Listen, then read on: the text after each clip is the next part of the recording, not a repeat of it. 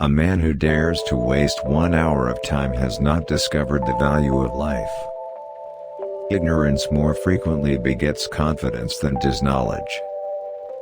Animals, whom we have made our slaves, we do not like to consider our equal. Man tends to increase at a greater rate than his means of subsistence. The love for all living creatures is the most noble attribute of man. I have tried lately to read Shakespeare, and found it so intolerably dull that it nauseated me. It seems to have become a kind of machine for grinding general laws out of large collections of facts. On the ordinary view of each species having been independently created, we gain no scientific explanation. A scientific man ought to have no wishes, no affections, a mere heart of stone. I am not apt to follow blindly the lead of other men.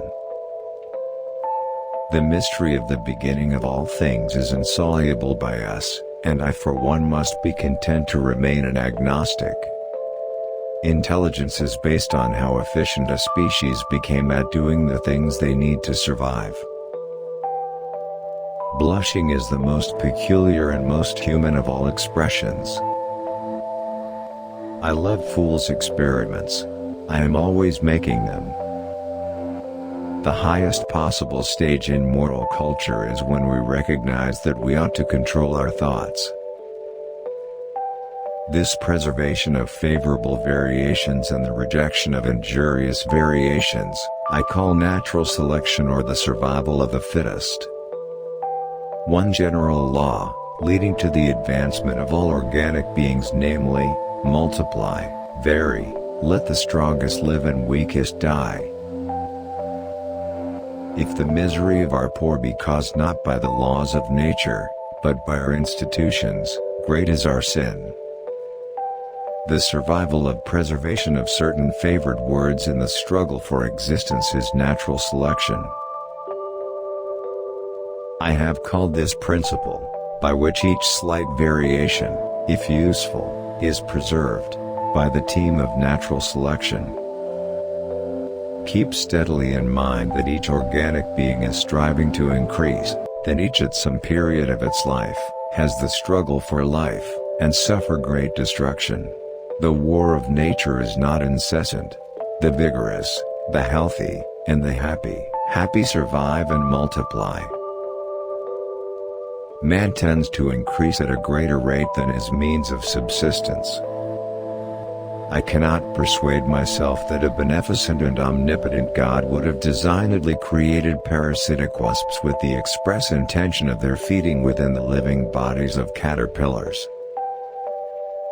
To kill an error is as good a service as, and sometimes even better than, the establishing of a new truth or fact. Great is the power of steady misrepresentation.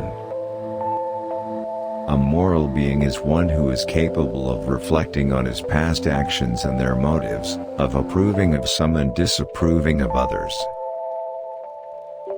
There is grandeur in this view of life, with its several powers, having been originally breathed by the Creator into a few forms or into one. Besides love and sympathy, animals exhibit other qualities connected with the social instincts which in us would be called moral. I see no good reasons why the views given in this volume should shock the religious views of anyone. Man selects only for his own good, nature only for that of the being which she tends.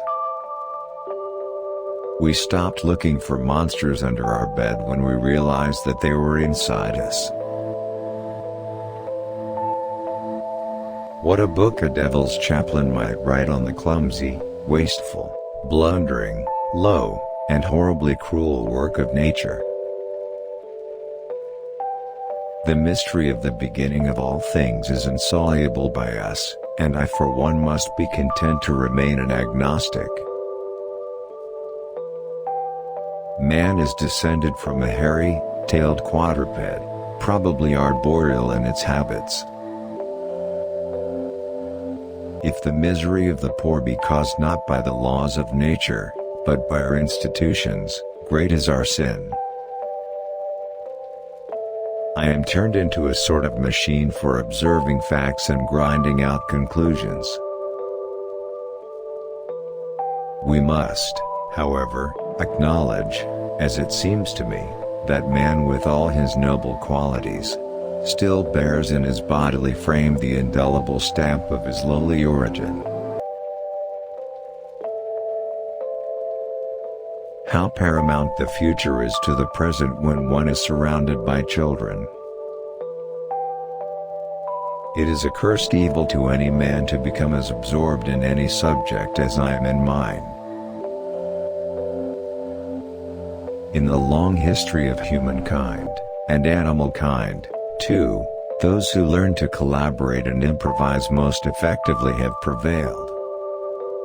False facts are highly injurious to the progress of science, for they often endure long, but false views, if supported by some evidence, do little harm, for everyone takes a salutary pleasure in proving their falseness. A man's friendships are one of the best measures of his worth. I see no good reasons why the views given in this volume should shock the religious views of anyone. We can allow satellites, planets, suns, universe, nay whole systems of universe, to be governed by laws, but the smallest insect, we wish to be created at once by special